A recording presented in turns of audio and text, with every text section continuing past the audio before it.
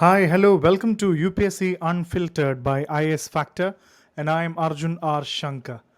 Today I thought we'll start off with the first episode, the episode number one, and I thought we'll start with a very interesting topic. I'll actually talk about why you fail UPSC again and again because you don't know the demand of the examination. And usually people say that around close to 10 lakhs, 12 lakhs, 13 lakhs people in this country apply for this examination, which is a big number. But the number of people who really write the examination is a different story.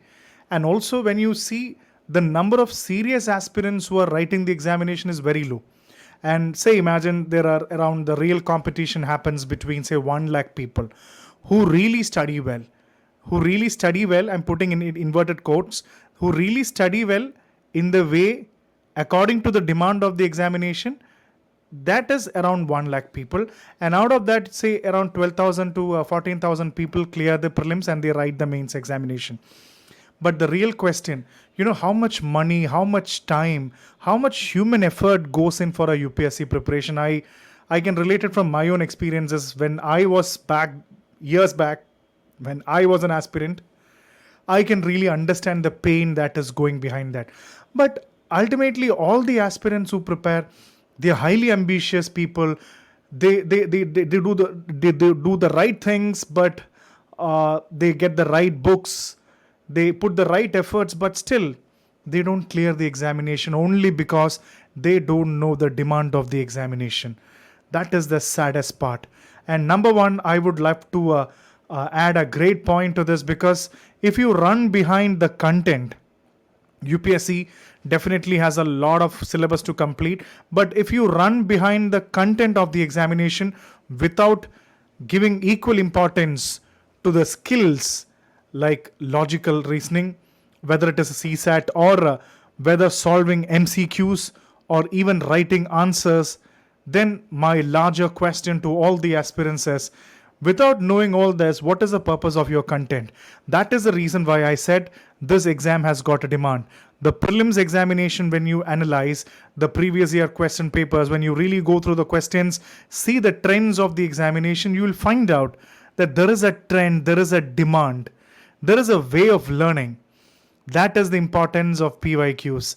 Because when you imagine 10 lakh people taking the same books, you buy the same Lakshmikant, you buy the same economy book, you read the same thing, but what is the demand of the exam? Over the years, when you have gone through the examination, what is the demand of the prelims examination? And are you able to convert your content into the demand of the prelims? That is the question number one. Are you able to convert your demand or the content into the mains demand that is led by the UPSC? Are you able to convert that?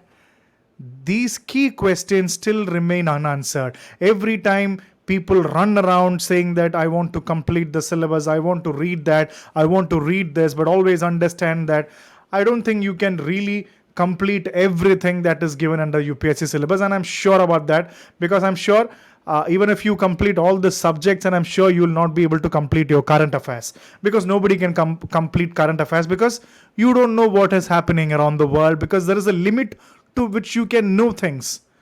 But if you know the demand of the examination, see through the questions.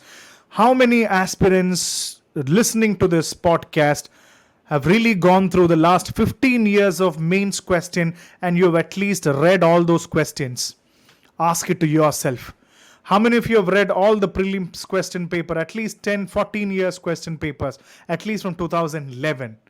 And you see that the questions, the framing of the question, the type of the question is like this. So next time when you read a book, so the point is, next time when you read a book, you read a syllabus, or you read an important book, standard book for your preparation, previous year question comes into your mind.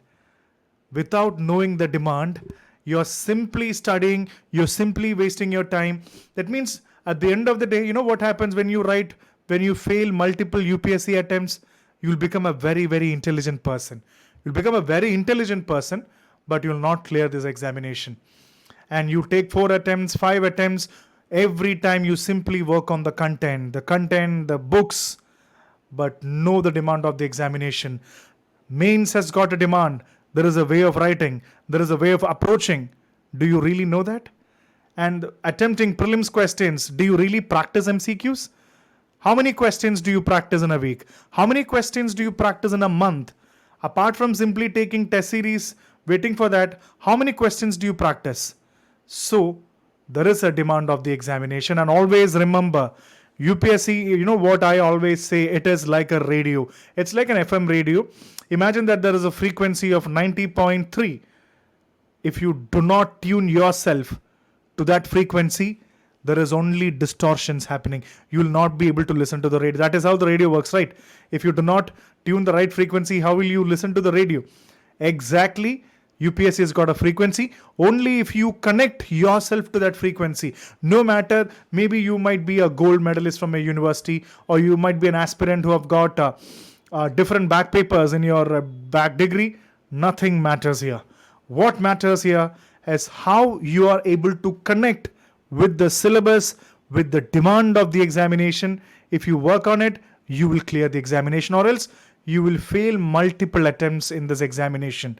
So please remember, apart from the content is not the ending point of your UPSC preparation, but your content is the starting point of your UPSC preparation, and you have to build on that. Build MCQs, build answer writing, try to form opinions. Without forming opinions, how are you going to face an interview? People think that after December, in January, when the interview call comes, you'll start working on the interview preparation. No. If they ask you, what is your opinion on the Palestine war? What is your opinion on the Kashmir issue?